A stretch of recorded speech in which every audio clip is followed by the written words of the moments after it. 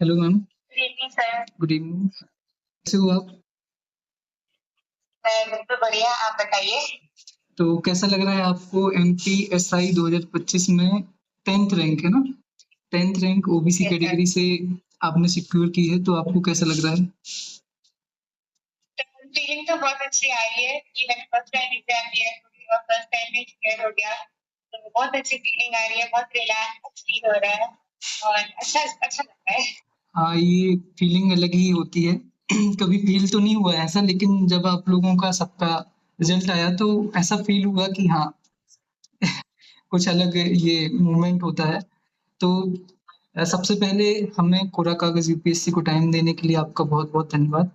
And थोड़ा हमें और हमारे व्यूअर्स को बताइए कि आपने अपनी तैयारी कैसे शुरू की, लेकिन उससे पहले आप ये बताइए कि आपका बैकग्राउंड जो है, एजुकेशनल बैकग्राउंड, वो क्या रहा है, कैसे तैयारी आपने शुरू की?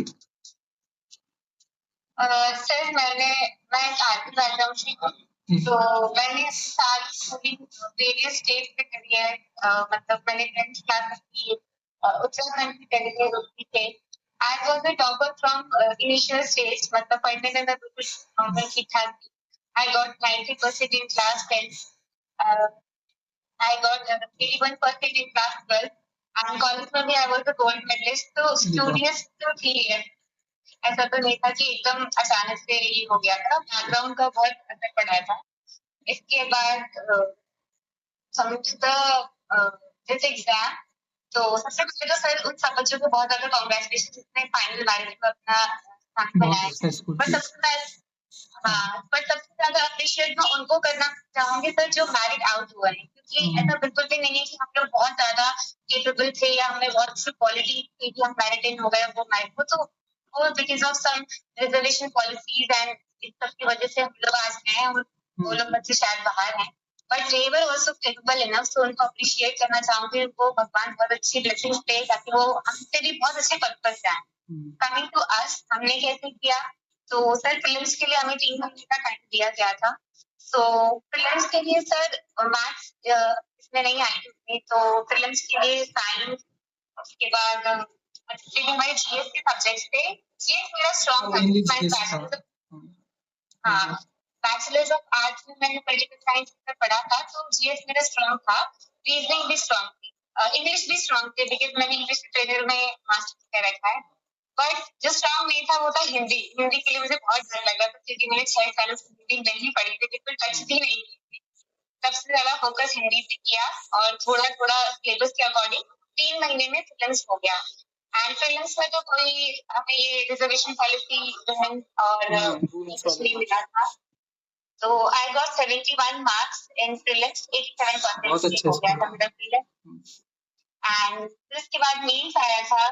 तो मेंस के लिए तो I was fully dependent on कोरा कागज फॉर पेपर 2। मतलब मैंने दिखाना चाहूंगी पेपर 2 का, तो मतलब जो पार्ट ए है, मैंने इतने नोट्स में कोरा कागज की जो मैंने पूरा कोरा कागज ही पढ़ा है। और इससे ज्यादा लाख ऑफ डे होगा जो मैंने ऑनलाइन पढ़ा होगा। और पेपर 1 में भी कुछ कुछ जो टॉपिक्स थे जैसे कि सोशल के टॉपिक्स थे और ट्राइब्स के टॉपिक्स थे, ये सारे पूरे पीडीएफ से वही पढ़ी थी क्योंकि सर 1 महीने का हमें टाइम मिला था और 1 महीने में हम मल्टीपल सोर्सेस फॉलो कर ही नहीं सकते थे। तो कोई भी एक सोर्स उठाना था हमें और उसी पे पूरा अपना जो भी है करना था। और सर मेन मेरा ये था कि हिंदी मुझसे नहीं होती थी और मध्य प्रदेश में हिंदी तो मतलब आपने अपने प्रीलिम्स में अपना वीक पॉइंट पकड़ा और उस पे काम किया पूरा। हिंदी पे आपने काम किया। हाँ सर, और इसमें ये हुआ था पूरा कागज की जो पीडीएफ थे वो हिंदी इंग्लिश दोनों में अवेलेबल थे। मेरा एक प्लस पॉइंट ये हो गया था। तो मैंने इंग्लिश के सारे पीडीएफ निकाले, प्रिंट आउट और पूरा बस उसी को पढ़ा और कुछ नहीं पढ़ा। मैथ्स मेरी 12th में मैथ्स थी, तो मैथ्स मेरा स्ट्रॉन्ग था ही। और बैचलर्स ऑफ आर्ट्स किया था तो पॉलिटी के सब भी थोड़ा स्ट्रॉन्ग था। इससे मेरा मेंस भी हो गया था। I got 380 marks in mains. तो मुझे लगता है ये ठीक ठाक स्कोर था ओबीसी का के हिसाब से। पर जो सबसे ज्यादा प्रॉब्लम मुझे आई थी वो आई थी फिजिकल में, क्योंकि पढ़ने वाले बच्चों के लिए फिजिकल तो थोड़ा टफ रहता है। मतलब मुझे नी इंजरी हो गई थी, एंकल इंजरी हो गई थी। 15 दिन का टाइम मिला था और उससे भी मतलब 15 दिन में आपको करना था पूरा कंप्लीट। मतलब हमारे कुछ ऐसे स्टूडेंट भी थे जिनका बहुत अच्छा स्कोर था, कुछ फीमेल्स कैंडिडेट भी थे, लेकिन वो फिजिकल में परफॉर्म नहीं कर पाए और उनका पूरा जर्नी खत्म हो गया। तो फिर आपने कैसे किया? फिजिकल कैसे किया आपने? सर यहाँ एक हमारे जबलपुर में एक फिटनेस अकेडमी थी, मैंने वही ज्वाइन की थी। 15 दिन में सर ने अपना जितना सर करवा सकते थे, सर ने हम लोगों की आप नाम भी बता सकते हैं? आप नाम भी बता सकते हैं फिजिकल जो academy? Fitness academy Jabalpur, Anand Yadav sir science ground में कराते हैं यहाँ पे। उनके पास मैंने पूरा किया था 15-20 दिन जितना जितना भी, क्योंकि मैंने मेल के बाद ज्वाइन कर दिया था। 29 February को मेल हुआ था, उसके बाद मैंने 3rd May से स्टार्ट कर दिया था। बट इंजरी होने की वजह से मैंने एक वीक शायद 1 से 2 वीक नहीं कर पाई, लेकिन उसके बाद मैंने 15 दिन रेगुलर किया और फिजिकल हो गया। और जो मेरी फाइल थी उसमें 2 ही बच्चे फिजिकल निकाल पाए थे, 2 ही गर्ल्स निकाल पाई थी। एकदम स्टार्ट में रख दिया था गर्ल्स का पूरा फिजिकल। तो यस सर, मेरा 6th को था भोपाल में था। और फिर उसके बाद इंटरव्यू सर बहुत अच्छा गया था मेरा। It was a 35 minute interview, सबसे लंबा इंटरव्यू था हमारे वहाँ पे। तो इंटरव्यू अच्छा था, I got 40 marks in interview and overall sir today I am selected in PSI God self. बहुत बहुत बधाई हो आपको, बहुत ही खुशी वाला मोमेंट होगा आपके लिए और आपके परिवार के लिए।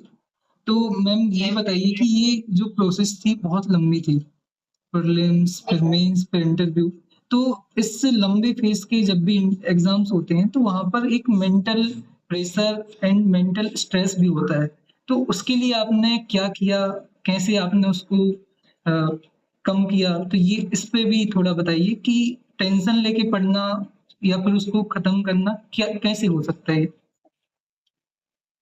सर मैं जस्ट कॉलेज के बाद मैंने एग्जाम दी, तो मुझे ये था कि 3 महीने प्रीलिम्स के लिए मिले थे। 8 to 9 मंथ इजीली निकाल सकता है कोई भी प्रीलिम्स करता था कि तो हो गया था। मतलब ऐसा कुछ नहीं था कि बहुत ज्यादा कुछ बहुत अलग सी चीजें पूछेंगे या बहुत टाइम चाहिए है कि जैसे टफ है, ऐसा तो कुछ नहीं था। इजीली निकल लिया था, हो गया था। जो टफ लगा था वो बेस था, क्योंकि 1 मंथ का टाइम था, वो फिजिकली मेंटली बहुत ज्यादा टफ था।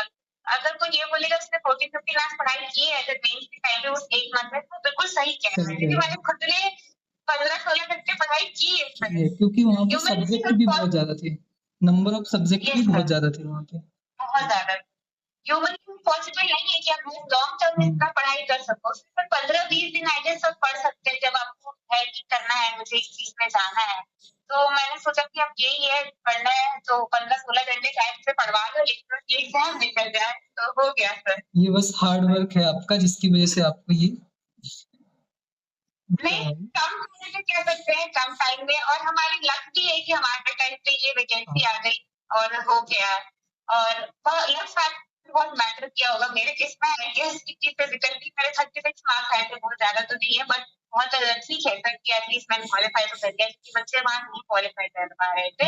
इंजरी बहुत ज्यादा हुई थी लड़कियों को, लड़कियों के केस में इंजरी बहुत ज्यादा थी, फिर भी किसी लड़की ने अपना 100% सबने दिया, सब लोग इक्वली केपेबल थे, सब लोगों ने अपना अच्छा दिया। तो आखिरी और सबसे इम्पोर्टेंट बात कि जो लोग तैयारी कर रहे हैं, 2026 में एग्जाम फिर आने वाला है, तो उसके उन कैंडिडेट्स के लिए आप क्या बोलना चाहेंगी, या फिर एक टिप ऐसी कि ये तो आपको करना ही है, कोई भी हो सकती है वो, उनकी मेंटल स्ट्रेस को कम करने के लिए हो या फिर किसी भी चीज के लिए, तो वो क्या टिप देना चाहेंगे? मेंटल स्ट्रेस के लिए तो मैं ये बोलना चाहूंगी कि नहीं, इससे दूर रहे, अपने एक या दो जो भी आपके इम्पोर्टेंट फैमिली मेंबर है उसको बस बताए कि हम इस चीज की तैयारी कर रहे हैं या करना चाहते हैं या हम पढ़ रहे हैं। बाकी किसी को बताने की जरूरत नहीं है कि हम ये चीज पढ़ाई कर रहे हैं या हम ये करना चाहते हैं। उससे आपको मेंटल स्ट्रेस होगा ही नहीं, क्योंकि आपका प्रीलिम्स निकले नहीं निकले किसी को फर्क नहीं पड़ता, मेंस निकले नहीं निकले किसी को फर्क नहीं पड़ता, आप अपना इजीली कर सकते हैं, क्योंकि आप रिस्पॉन्सिबल होंगे अपने लिए, आपका होगा नहीं होगा सिर्फ आपको अपने को जवाब देना है। और मल्टीपल सोर्सेस के पीछे नहीं भाग रहे, सिंगल सोर्स उठाएं, उसको कंप्लीट करें, उसको 5 से 7 बार पढ़ें। अगर मैंने ये 16 कागज के नोट्स पढ़े हैं तो एक बार नहीं पढ़े, उनको 5-5, 7-7 बार पढ़ा है। अगर मैंने लक्ष्मीकांत पढ़े तो एक बार नहीं पढ़िए, 8 बार पढ़िए। Yes sir, single source multiple revision. Thank you so much, आपने इतना टाइम दिया, बहुत धन्यवाद आपका। और ऐसे ही जुड़े रहिए लंबे टाइम तक हमारे साथ कोरा कागज यूपीएससी के साथ। और आशा करते हैं कि आपका जो फ्यूचर है इससे भी और भी ज़्यादा ब्राइट हो, और तैयारी करते रहना है, रुकना नहीं है अभी, है ना? और ठीक है, जुड़े रहिए ऐसे ही। मिलते हैं फिर कभी। बहुत-बहुत धन्यवाद जो बहुत-बहुत पूरी धन्यवाद जर्नी में मेरा आपका। साथ दिया। जी। बस आप सबका सपोर्ट ही था, सपोर्ट की वजह नहीं के बगैर नहीं हो पाता ये सब।